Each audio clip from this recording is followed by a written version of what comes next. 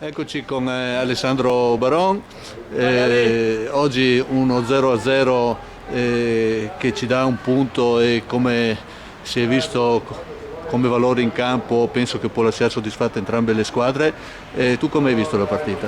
Beh, sapevamo che era una partita difficile, però noi abbiamo dato il massimo, ci siamo allenati bene durante la settimana e è andata come è andata. Adesso puntiamo comunque a far meglio perché già all'andata queste 4 partite che abbiamo adesso da fare sono molto difficili e speriamo di far meglio dell'andata. Sì, l'andata le avevamo perse. Tu sei di Pramaggiore, sei un ragazzo molto giovane, che classe sei? 97. Come ti sei trovato in prima squadra e come vedi anche i giochi in promozione?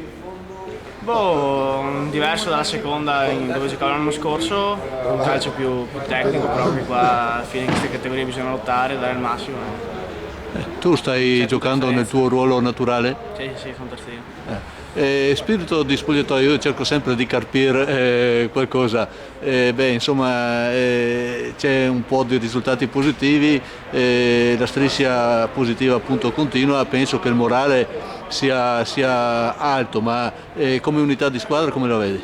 Beh, la squadra adesso è molto unita, ci siamo trovati perché all'inizio è stato un po' difficile le gare, però adesso le cose vanno bene e siamo tutti uniti.